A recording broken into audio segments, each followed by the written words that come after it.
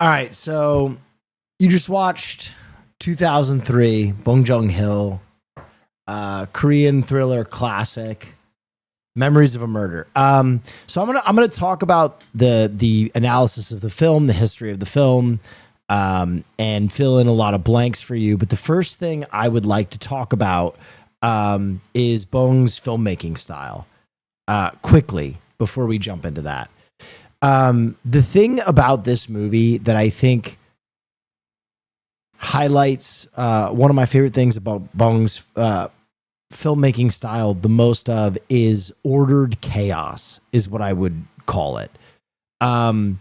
He has this uncanny ability to create these scenes that are so chaotic in the actual frame, but not in a way that is distracting or in a way that obfuscates the plot in any way. It takes so much talent to create chaos in a frame in such an ordered way, the way that he does.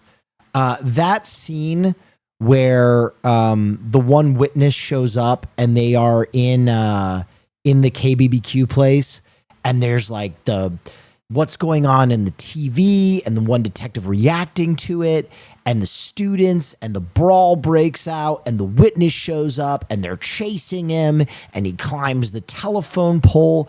That stretch of scenes is absolute chaos. It is absolute chaos. And yet it is so refined. It is like a perfect chaos. And I think that in so many of Bong's films is like it's like his master ability. It's like his ultimate. And that chaos also adds a uncanny humanity to a lot of his films. Parasite, The Host, Memories of a Murder. It feels less like I am watching a film and more like I am a fly on the wall watching a tragedy happen in real time. And it's really a special and unique style of filmmaking, especially when you factor that Memories of a Murder was a $2 million film. That is so fucking inexpensive that it's like baffling to accomplish what he did with $2 million is just fucked up. I mean, it takes a special kind of talent with his actors too. Song Kang-ho is the guy you might recognize from Parasite. It takes a special type of talent to pull off that kind of like natural conversational acting. Even 20 years ago, yeah, guys, $2 million even 20 years ago is not the kind of budget you would see for a film like that. Like it's a masterclass film, and it was made for so little money. So little money. Like when you think about that, basically Blumhouse, like one-off horror movies that go to Hulu and what you just watched have the same budget, like that kind of shit will fry your brain. Like that is just a master craftsman stretching every single dollar and everything he has to make such an immersive experience. Okay. We'll get into it a little bit more now. In case you haven't read or been told, and I hope Nandre is still here because he's the super fan who turned me on to this movie. So I'm gonna say some details, and if I get any of them incorrectly, he can correct me. Memories of a Murder is based on a true story. There was a series of murders in the 80s in Korea that inspired this film. And the detectives assigned to this case went through over, I think it was like 20,000 suspects over the time from 1986 to 1991. They were going through everyone. Like, this was an absolute, like, no stone unturned. But as Bung kind of shows you, there is also an indictment of the police force here. And a lot of that, from what I understand, has to do with the Korean military control of the country during this time, or the military influence that led to an overstepping of the police force and very poor police practice within their departments, which is what he tries to show with the detectives all kind of being, except for the main detective, being like brutes. Like that was them executing best practice Korean police work in the 80s. Like, it was bad. And Bung is certainly trying to show that the idea behind the police force at that time was convict by any means. Like, beat the shit out of them, torture them, intimidate them, script them. And I think Bung, inside the amazing detective thriller, shows something that I really haven't seen on screen anywhere else. And it's a phenomenon that we hear about all the time, and that is a forced confession, right? We hear about this all the time, and it's such an obscure concept how an innocent person can be pushed to a point where they're finally like, yep, I did it. I killed those women. And Bung shows you how brutal the treatment, not that obscure. It's obscure in the sense that, let me put it this way. It's not obscure in the sense that it doesn't happen and that I don't believe it. It's hard to put yourself in the mind of a person that would admit to a murder for anything.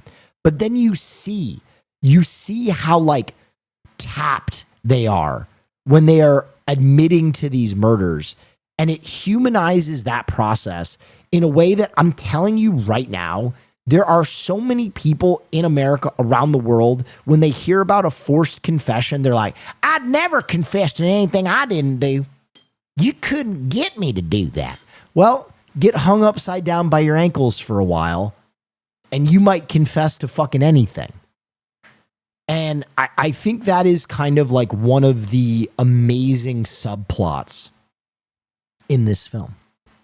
Now, the thing that triggered me about this movie in the beginning when I first watched it, and it might have triggered you as well, and it's interesting because I told Nandre, this is a film at first that I was like, what the fuck? And I think it was because it was so brutal and it was so dark, and it ends so ambiguously, right? It ends without the killer being caught. It ends without any kind of justice being assigned. Well, when you dig into the story, which I did because this movie stayed with me, and as I hope it stays with you, and if you don't immediately enjoy this film, I challenge you to watch it again and marinate on this for a while.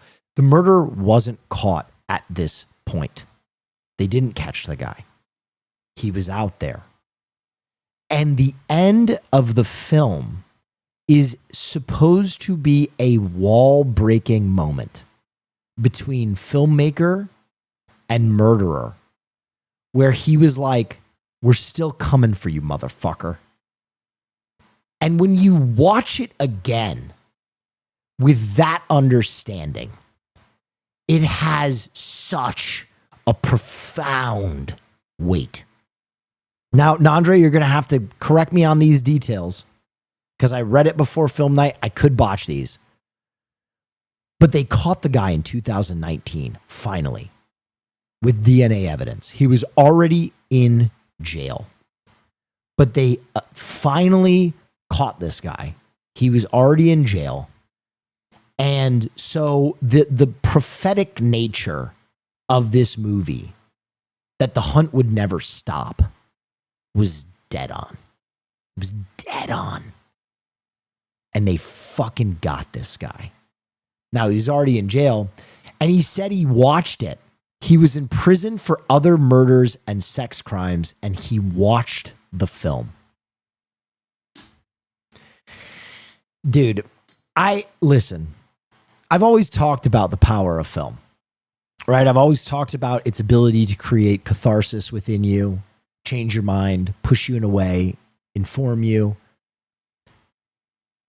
But the goal of making a movie about an uncaught murderer with the intention of pointing a finger at him and making him uncomfortable and making him think, damn, they're still after me. I can never relax. Is so fucking rad. It's so fucking rad.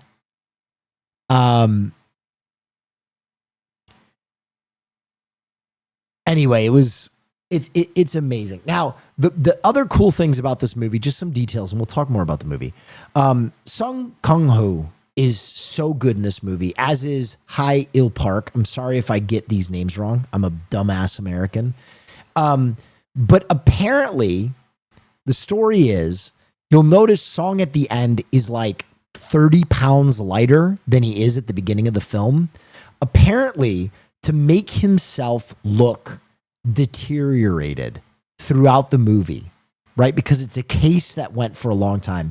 During the filming, he almost did not eat, and he sleep deprived himself for almost the duration of the movie as well.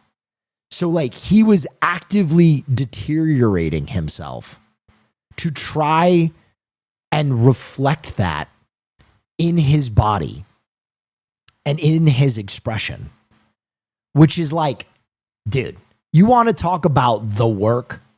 You want to talk about method?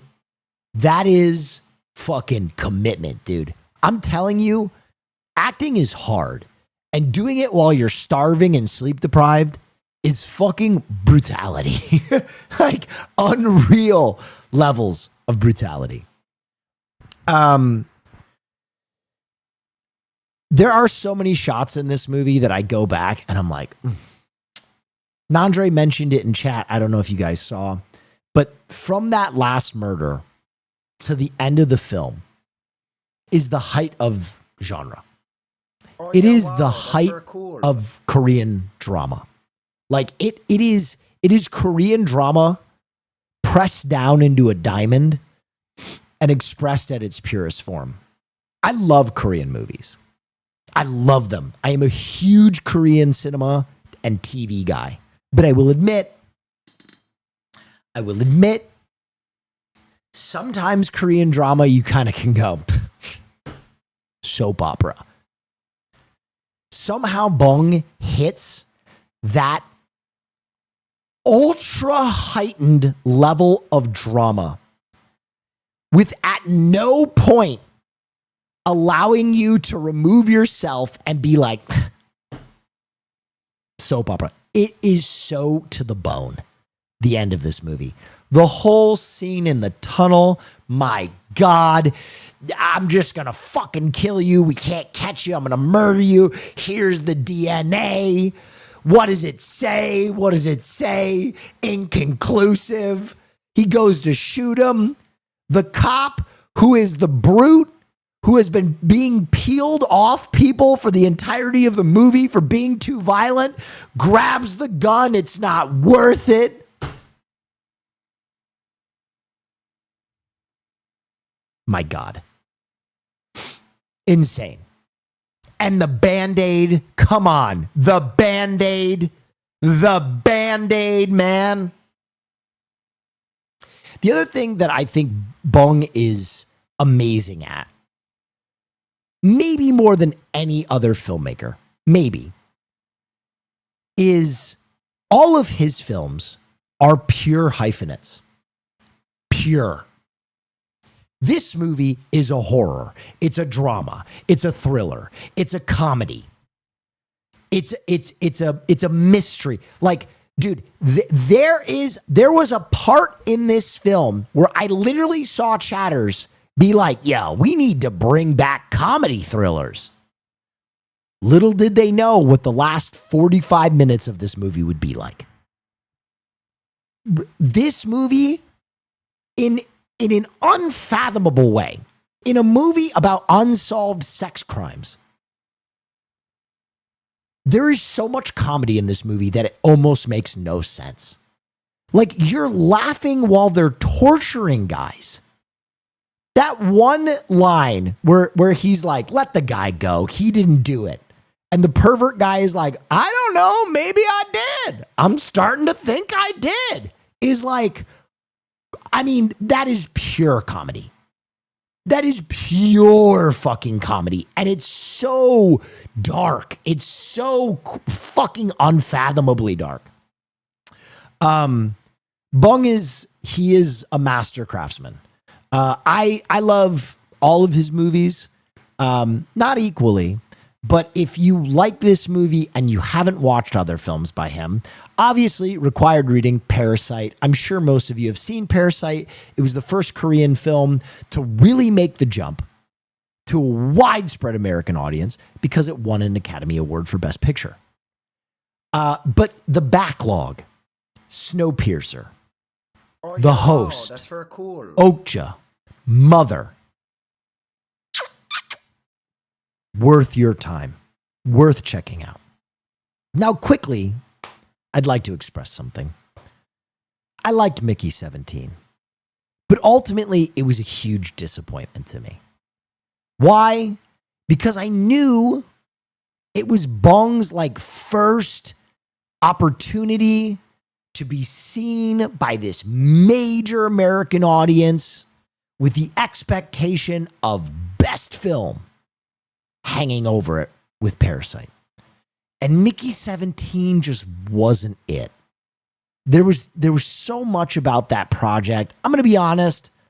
I'm just going to say it. I like Robert Pattinson. I fucking hated him in that movie. I hated him in Mickey 17. But regardless, I still think it was a good movie. But when I put it in the conversation with those other projects, it's just not the same. Just not the same.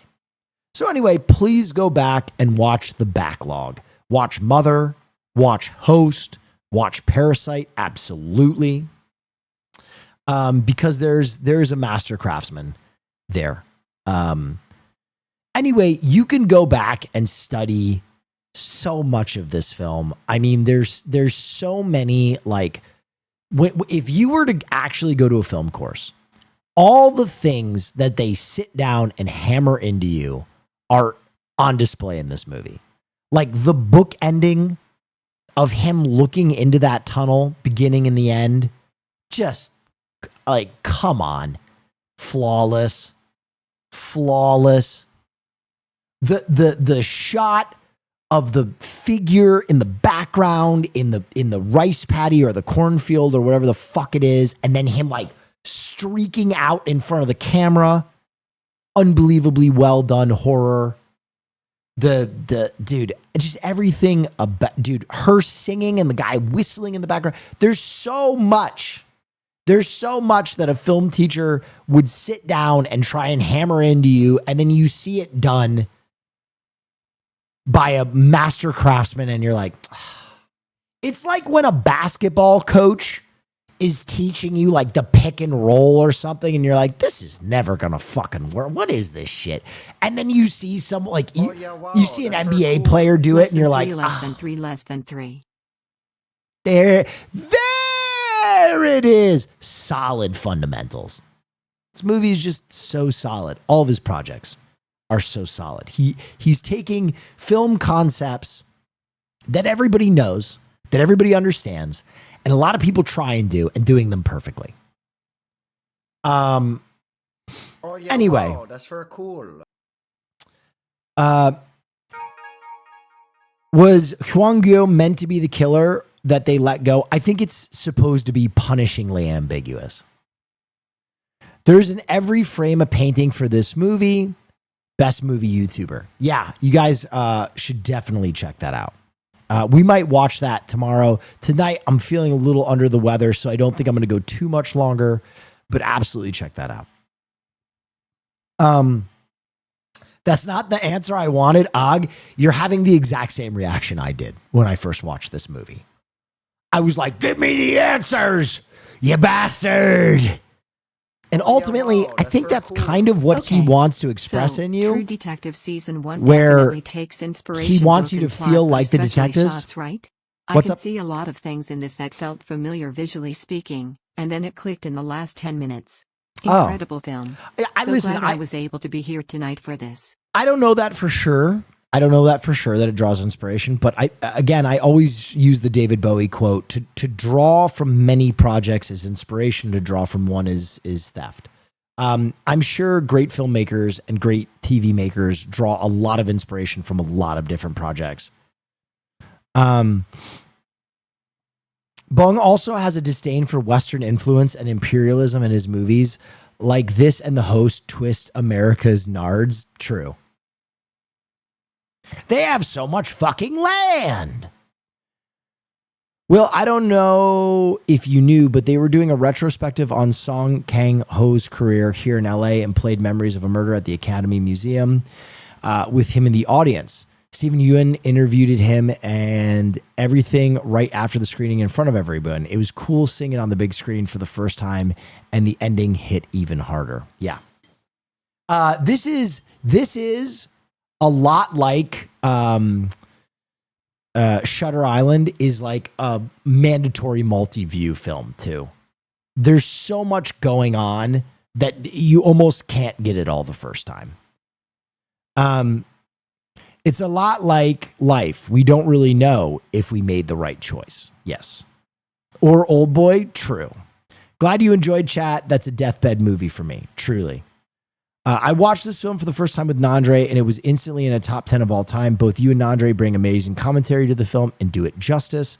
Your film analysis points out aspects that are obvious but easily missed on the first viewing. Thank you. Also, guys, part of the reason that it is so important that I hammer into you international classic film is we started with 5,000 people. And before I got those raids, it was down to 3,000. I say this to you, and I know you think I'm being facetious, but literally Bong has talked about this. The director of the film we just watched talks about the 2-inch barrier that are subtitles. Grab your friends, grab your family, grab the people around you, grab strangers, and let them know that movies with subtitles are worth their time. I'm practically fucking illiterate. I am dyslexic in a way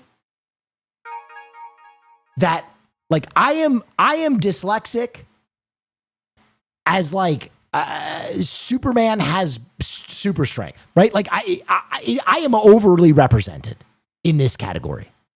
Reading is hard for me. And I'm telling you, the juice is worth the squeeze, man. I don't know how to reach these kids. I don't know how to reach these kids. But it's every time. I know it. Black and white film, subtitled film, old film. People just... If I watch something with Leonardo DiCaprio in it, 7,000 people at the end. Wow, this is good. I love it. And it is. It is. But those same people, I see them in chat. Subtitles, I gotta go. And I just want to be like, that's fine.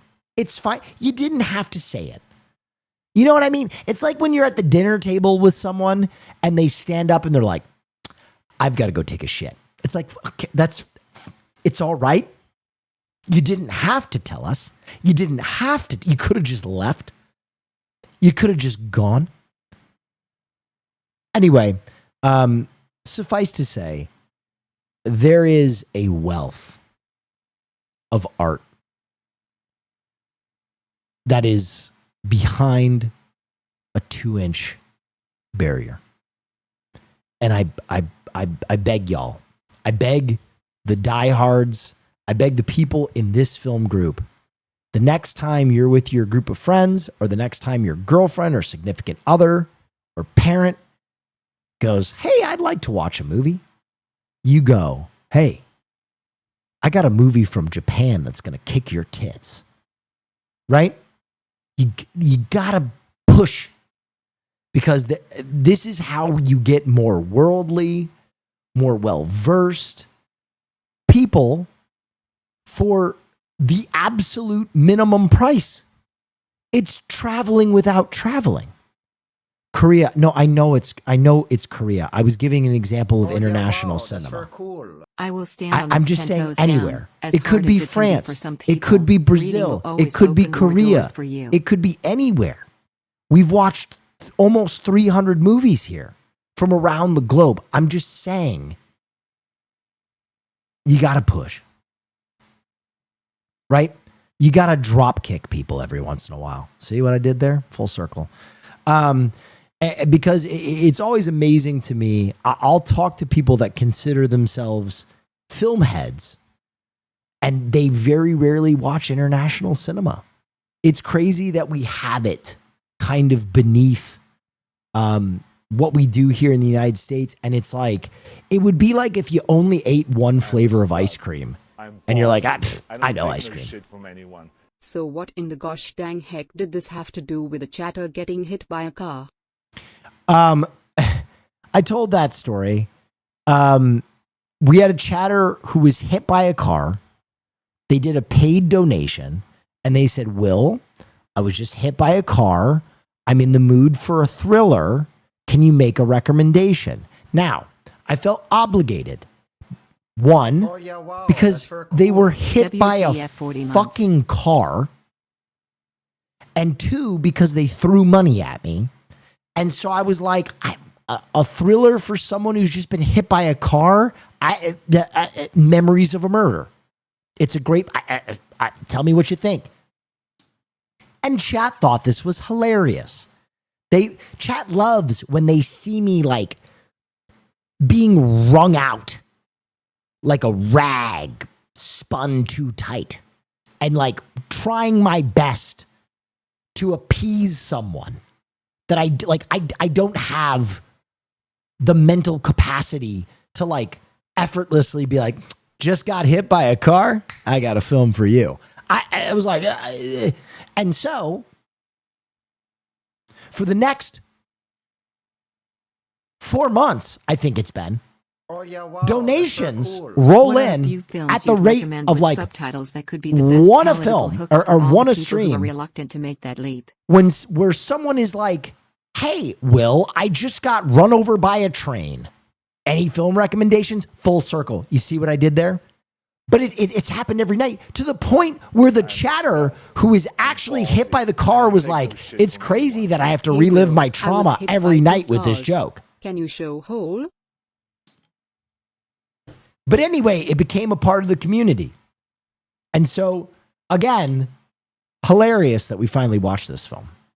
Okay, someone asked, what are a few films you'd recommend with subtitles that could be the best palatable hooks for all people who are reluctant to take the leap? Well, obviously Parasite, right? This director, Best Picture.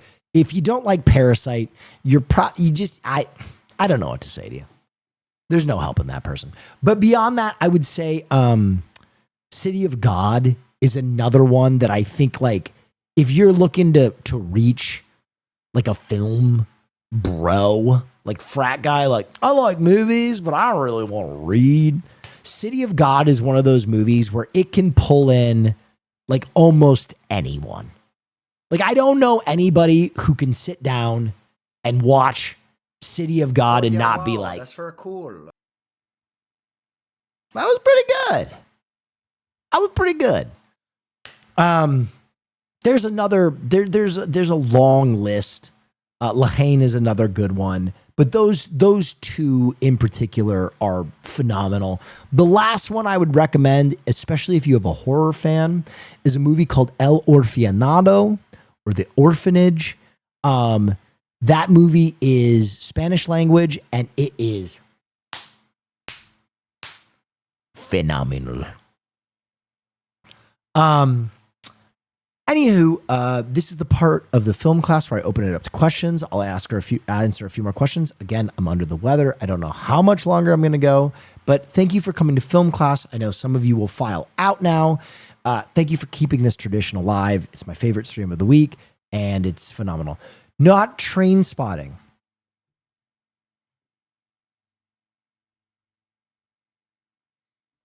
Train Spotting isn't English, sir. I understand it's a British film. And they're hard to understand, but that movie's in English.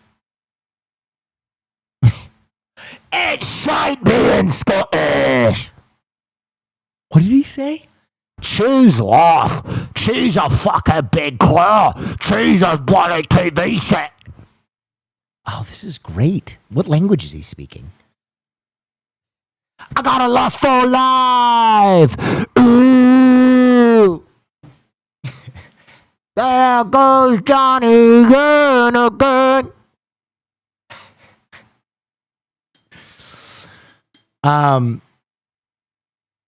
Have you ever done a Fury Road movie night? I think we have back during the Amazon Prime watch party days. But that's like 3 years ago. So I don't know. But I love that movie. Witness awesome. Does Pan's Labyrinth count? Absolutely. Again, here's the thing with international cinema. If you're recommending a movie to a person, you know what that person is into. So like maybe if your mom is like, I'm in the mood for a great feel-good movie. Don't be like, I got an international movie for you. Let's watch Tetsuo the Iron Man. You know what I mean? Read your audience. Read the room. Don't give them J extreme torture porn if they're looking for Amelie. You know what I mean? You feel me on this one? You smell me?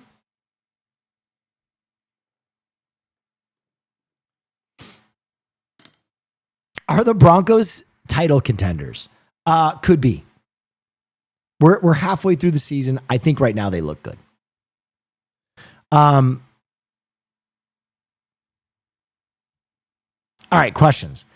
Have we ever watched The Wailing for film night? No, we haven't. But The Wailing, I think, is one of the best horror movies ever made. I put The Wailing in the short list of the scariest movies ever made. If you're like a horror junkie, I put that. We have? Oh, shit. Dude, we've been doing this for 6 years, guys. Okay? My brain is fried. I'm sick. Yeah, we've watched it. Bro, you know what I feel like now? Have you guys ever seen the meme of the guy who all he does is eat fruit on stream? And he's eaten every fruit. And people are like, yo, you ever try a Swedish radish? And he's like, yeah, dude, I've had every fruit. We ate a Swedish radish. Have you ever had a Japanese pungi melon? Yeah, I've had that. I've had every fruit. Like, I feel like I'm there now. We're like, we've watched everything.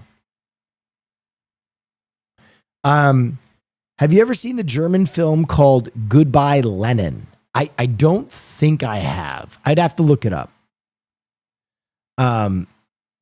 Peaches, yeah.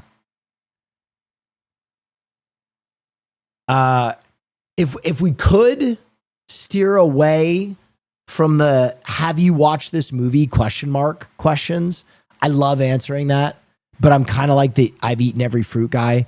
I've seen a ton of them. I don't know what you want me to say other than like yes or no in that question. To back you up about what you said about recommending international films to others, I had my teenage cousins watch Martyrs. They never asked me for a rec ever again. Don't be like that, Cheddar. Don't be like that, Cheddar. By the way, that's a With Peace and Love. If you're asking me if I've seen a movie, that's With Peace and Love. I love you. Peace and love. Peace and love. But I know my time is short and I know people have film questions. Did you know someone wrongfully served 20 years for those crimes because of a forced confession? I didn't know that. That's fascinating. Can we please watch the movie Kung Fu Hustle for film night? It is a very good movie. Possibly yes. I don't know when. We watched. So part of the reason I haven't watched more Kung Fu movies, old heads know this. When we started film night, it was Kung Fu night, and we watched probably like, no exaggeration, 70 Kung Fu movies because we did it every night. So like, we watched so many Kung Fu movies. We watched 70, no bullshit. It was early in my streaming career. It was like when I was still streaming to like 200 people, maybe. And every night we would watch old Kung Fu and I would dub over it with like Wu-Tang and like Far Side and like Vinnie Paz, Jedi Mind Tricks. And we watched like everything. We watched Snake and Eagle's Talon. We watched One Armed Boxer. We watched Masters of the Flying Guillotine. We watched Lady Snowblood. We watched Scorpion Prisoner, whatever. We watched Drunken Master, the original, the remake. I mean, like, you name it, we watched it. Like, I got to the point where I was like, fuck, like, I have to go find, we're out of Kung Fu. We watched 5 Venoms. Like, we were deep. We were deep as fuck. I was having to go unearth like Kung Fu movies that like 10 people had seen. Kung Pao Enter the Fist. Yep. I've eaten every fruit. What are your thoughts on the theme of medicine in this film? We had an injection, the application of the Band-Aid, IV scene. Cool. What's going on there? I don't know. Perhaps that's just kind of adjacent to a violent cop procedural. Like, I would be hard pressed to find a murder thriller where like the morgue and the hospital isn't in those films. I think that kind of goes with the genre, but there is something to what you're saying, especially with like the Band-Aid. There might be more of a statement that he's trying to make beyond just using it as an amazing visual tie-in to tie the corpse to the relation with him and to add an emotional punch to it. But I don't know. Yeah, what is with the Band-Aid? Well, that is like it's like tagging, right? It's like the way of the director affirming you that this is the girl that you saw earlier, that, you know, that this is the same person, that he has a relationship. It's like humanizing, tying in, adding that emotional punch, calling back. Yeah, all those things. Have you stopped watching a movie midway and refused to finish it? Yeah, there are a few that I'm just like, this is so fucking dumb. I'm trying to think of like what movies. I mean, they're not like memorable if I like just gave up, I'll be honest. Like the movie that is like the one that stands out to me, and I finished it, but the third Halloween remake film is like, to me, as bad and offensive as a movie can be in terms of just like, ugh.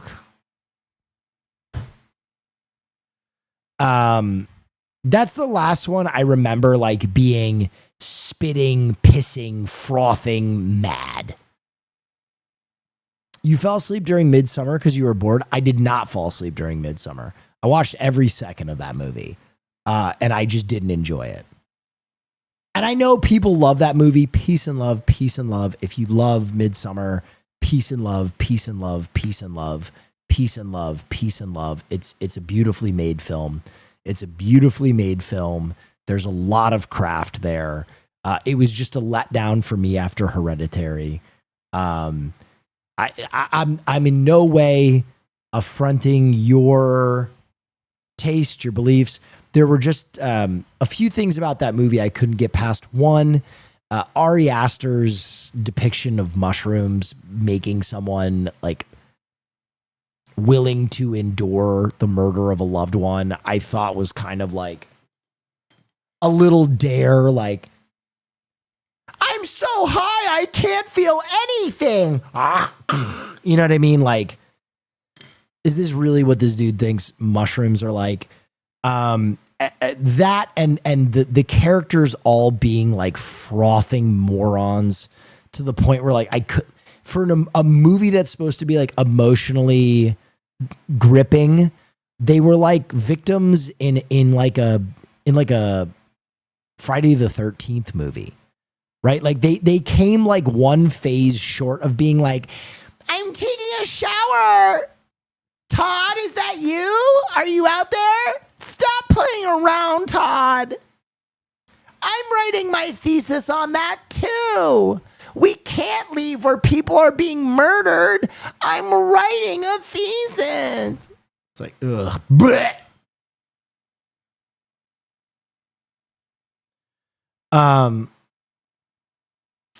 And those elements, I'm going to be honest, the film is so beautifully made. It's such an amazingly made film, but those details took me out of it so bad. I was like, I had like a vitriolic response. Who do you think the killer was first watch? The last guy. Everybody thinks it's the last guy. Everybody thinks it's the last guy.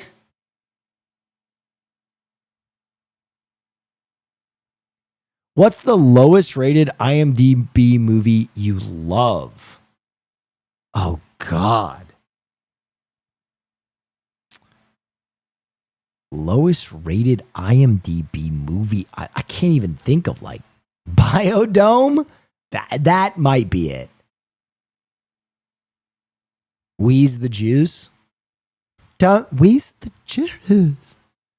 I don't really know. I don't know IMDb ratings offhand. I mean, there are a few really bad movies that I fucking like Buckaroo Banzai. It's like, it's a bad movie. It's also kind of problematic.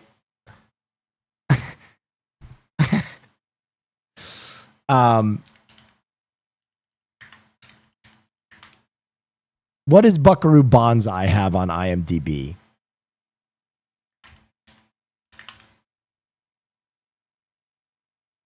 Oh yeah, wow. All right, that's it's very a cool. 6. I will love you in movie night. Yeah, Any good noir Buckaroo film Banzai recommendations is in honor of one that I would November? put in there. Peter Sellers playing a Japanese man is, I mean, it's not like a racist depiction, but it's still like, why is Peter Sellers playing a Japanese man? But it's a cult classic. Speed Racer for me, honestly, that's a good pull. That's also a good pull. Gremlins 2, also a good pull.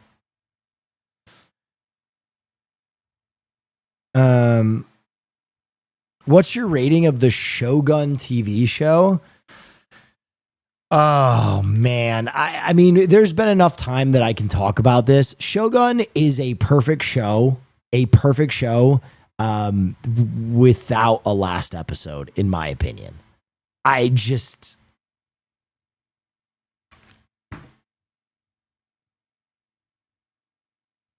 like, I love a good ambiguous ending. I love a good abrupt ending, but like, it just kind of, and I'm going to be honest, audiences agree with me and the showrunners agree with me, right?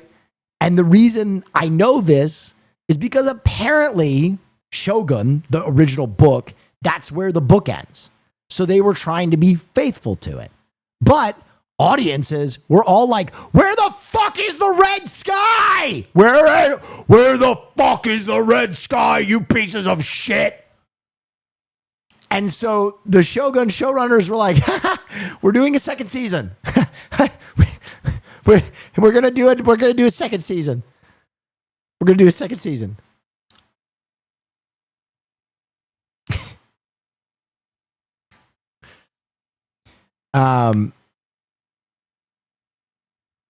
But yeah.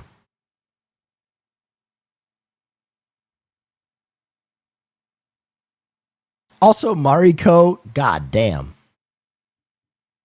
There are easier ways to kill yourself, baby girl.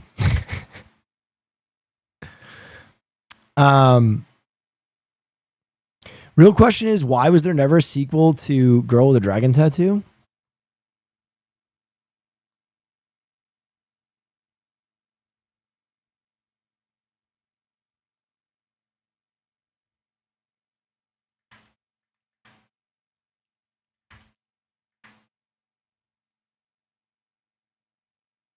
Chatter, I want you to brace yourself.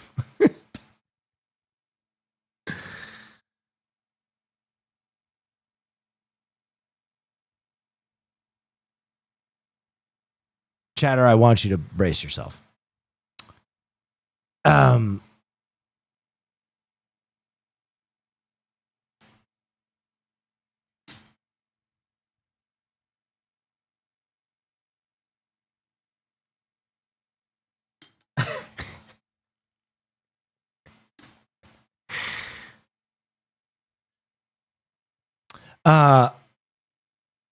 Do you have a favorite on-screen death? Oh yeah, 100%.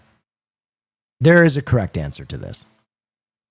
And I know I'm going to sound like a fucking film bro. Maximus Decimus Meridius. Come on. Come on, man. Smile for me now, brother.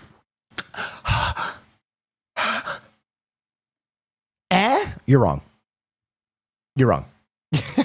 You're wrong. We used to think Rome was worth one good man's life. Senators, make us believe again.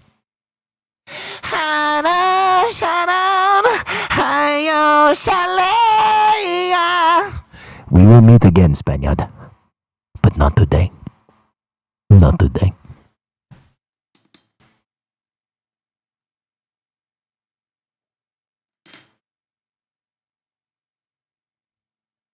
That shit, bro, you know how I know that shit is gas?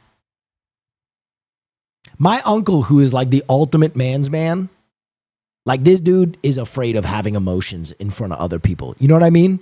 One of those guys. I saw that motherfucker cry. I saw that motherfucker cry. Just like a single tear.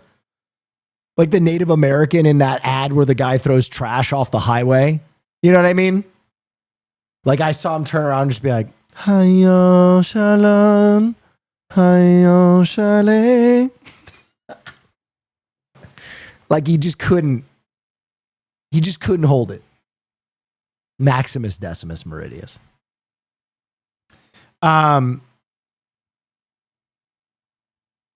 found it really interesting how the city cop started very in the background of the early scenes, both in the story, but also in the position to the camera. Then he started getting pulled in and he became more in the front character. Yes. And I think that it's a brilliant way of displaying he was just like so not invested in the way that they were investigating the case. He was like, what the dog doing? You know what I mean? Like he was just kind of sitting there like, okay. We're going to beat up a mentally handicapped man. Okay. All right. That's what we're doing.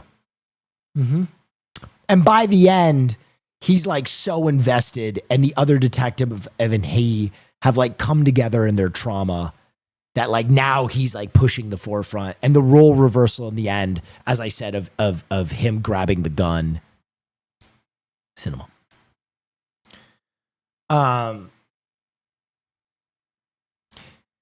Is there any significance to the object the killer placed inside the victims? They seem random. Well, I think it's like details from the case. I could be wrong. But, you know, serial killers have a habit of doing things in their ritual that don't really make sense. You know what I mean? I don't know if you've ever heard of a guy named Geen, but he made lamps out of people. Not because they were better than the ones at Pottery Barn, just because he kind of wanted to. You know what I mean?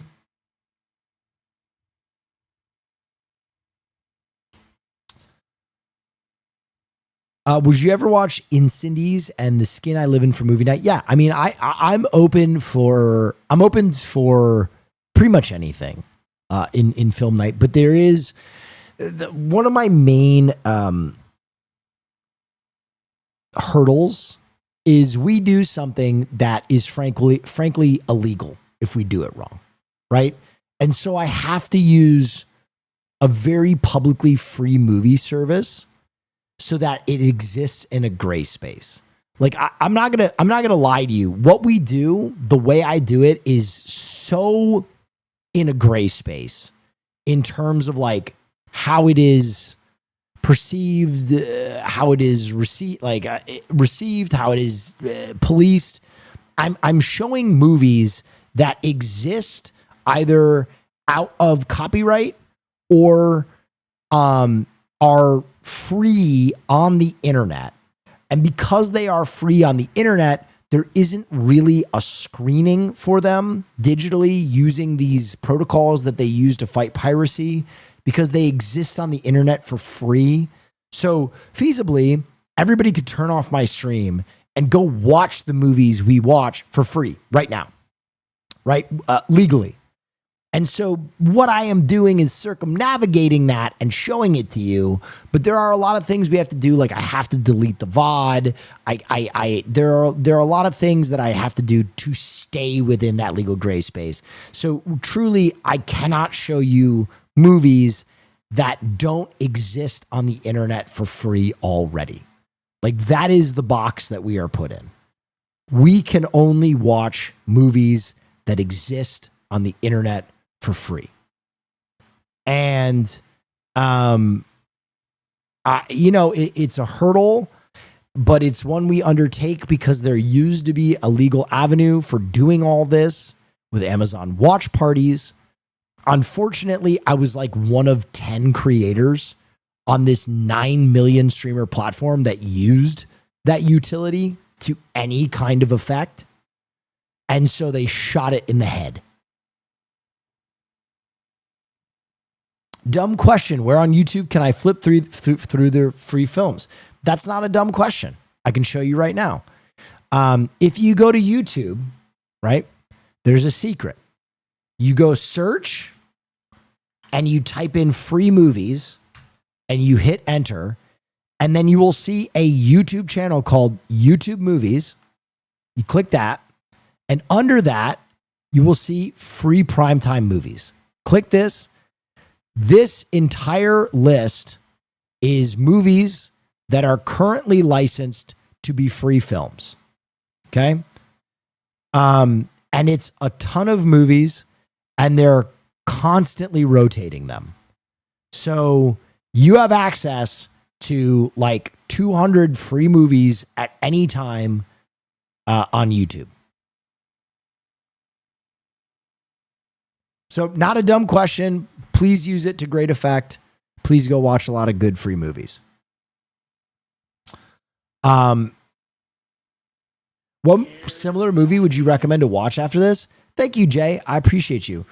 Dude, the one that I think of that is actually kind of similar to this, but in like a much more dramatic comic book, Americanized, Dark Knight way is Seven, if you've never seen Seven. Seven is just like, still my favorite line probably in a thriller ever that turns my blood cold every time is when Brad Pitt turns to the camera and goes, "Have you ever in your life seen anything like this?" Unreal.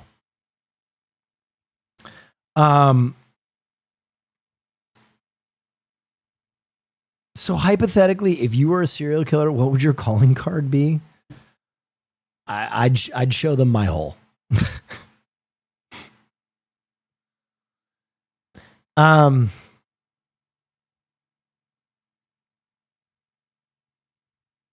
What got you into movies? That is a great question. I've told this story before. So I was kind of an isolated kid in the sense that my mom and dad would take me to this island in the middle of nowhere, Michigan, called Beaver Island, which had a population of like 300 people. And we have a very remote, very humble cabin out there that had no internet, and it had no cell signal, and it had no cable for like the first, I don't know, 15, 16 years of my life. And so I had a lot of time. It was kind of like the Overlook Hotel, but we had a VHS player, and you could rent VHSs at the gas station. You could rent VHS films at the gas station. And I would watch movies over and over and over and over. I remember I watched the movie Twister probably 100 times. Like I was dialed. So that was like my first like escape, because I didn't have anything else to do other than go outside, and who wants to do that? And then the second thing was I lived in Princeton, and I was already like a film fan, and Jay can tell you about this place. There's a place called Princeton Video. And it was like the only video rental place in Princeton before Blockbuster and stuff. And they had something called Penny Wednesdays. Penny Wednesdays were that if you rented a movie, you could rent another movie for a penny. And so it became a tradition that my father and I would go and rent two movies. My dad would get a movie for my mom and he, and I would go rent whatever trash I was going to watch, and I'd get an Abba Zaba candy bar. I don't know if you've ever had Abba Zaba. It's not a good candy bar, but if you grew up on it, it hits like dope. I, to this day, have a process for eating Abba Zaba. You heat them up in the microwave for about 10 seconds, and then you stretch that motherfucker. Oh, peanut butter. So anyway, this was the process. Now, I wish I could find this person, but during that time, there was a guy who worked at the movie, worked at Princeton Video, who was like, the only way I can describe him is he was like comic book guy.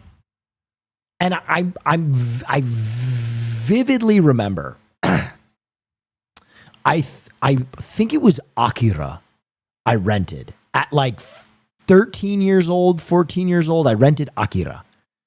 And the guy kind of looked at me and was like, Akira, huh? Nice. And I was like, oh, is this good? And he's like, it's fantastic. And I was like, that's awesome. And he was like, if you're into those type of things, give me an extra penny. And I was like, okay. And he handed me Princess Mononoke. And I remember Princess Mononoke was like the first movie he recommended. And I watched Princess Mononoke and Akira, and my mind, like, it was like taking the Limitless drug. You know what I mean? I watched those movies and I was like, like my 15-year-old mind like went crazy. And so I went back next Penny Wednesday, and I was like, dude, that was amazing. Do you have any more like that? And what transpired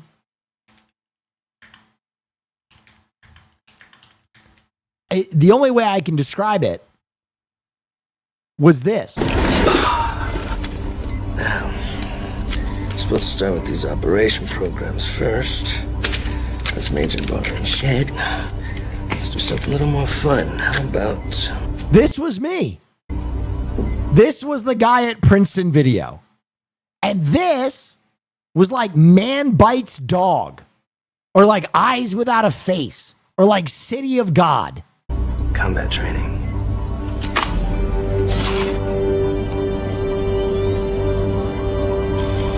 Jiu-jitsu. I'm going to learn jiu-jitsu. City of God? I'm going to watch City of God?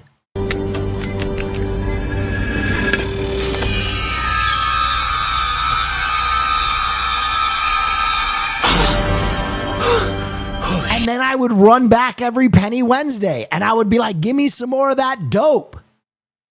You know that dope you got on deck? Give me some more of that shit. So I'm going to be so for real. My love of like international cinema was powered by this one video store rental nerd who saw an impressionable young man and showed him a bunch of movies that were probably way too advanced. Like no discretion was shown at all. Like he was like, hey, funny games. You're 13. You'll love this. You know what I mean? Like his damn near irresponsible love for film completely crafted my mind and my love of film. But like, I mean, it's ever seen Cure, kid? And like my fucking, 70-year-old dad had no fucking idea. You know what I mean? He would look at these movies and Martyrs sounds good. There was just no discretion. And so, I credit a lot of my early love and like that, the way I describe it and the way that music people describe it is crate digging. Like he was the guy who opened me up to crate digging, where like there were the films in the front of the store, right, that everybody was watching. And I was like, fuck that shit. Let me go dig through this dusty old crate. Now, what's this? You know what I mean? Like Chungking Express smells fresh. And that's how I got into it. And that stayed with me where when I went to college at Elon, they had a bunch of international movies in the library. And I would just grab random fucking movies and I'd be like, we're watching it. Chris, let's play video games together sometime soon. That would make me happy. Everybody follow Chris. Everybody. Now, can we get a shout out? Thank you so much for the raid, brother. I'm just wrapping up stream right now. I'm finishing a film course, but thank you so much. Chris is an amazing content creator and a person that truly makes me belly laugh. So go follow them right away. We were playing Arc Raiders for the first time. Oh, first hit's free, baby. We'll see you on there tomorrow.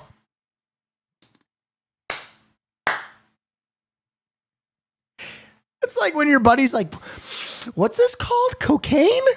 It's pretty good. I think I like it. Should we do some more? This guy's going to be playing a lot of Arc Raiders. This guy is going to be playing Arc Raiders. But suffice to say, I found some of my favorite movies, like digging through crates. I'll never forget, one of the movies I pulled randomly from a shelf at my college was Fallen Angels, which is now, a top 3 film for me, if not my favorite movie ever. Stylistically, for sure, my favorite movie. And so, the story, the little Vesper at the end of the night, if you will, is kind of like what I was saying, right? You got to push your friends into watching international film. You got to push your friends into watching movies that fall off the beaten path. Because there's something so worthwhile in storytelling. I think I respect storytelling as a craft even more than film, because somewhere in an honest story, not a true story, not nonfiction, an honest story, there's catharsis. There's real substantive change that can happen within people. It's the cheapest trip you'll ever take. It's the mistake that you get to learn from that you don't actually have to make in your own life. It's the inspiration to take a journey. It's all of those things. Storytelling is one of the oldest human constants, up there with food and music, baby. And so there's something magic that happens in a really good movie. Anyway, that's it for film class this week. I hope you enjoyed. We've been doing this for 6 goddamn years, and I hope we're doing it for 6 more. You've grown this community exponentially from the 14 people that used to do it in Discord, and I appreciate you so much for showing up every Wednesday. And to you, 3,500, I am so thankful that you stick around for the class part of film class. I know a lot of these motherfuckers, they watch the movie and they're like, time to jerk off and go to sleep. And that's okay.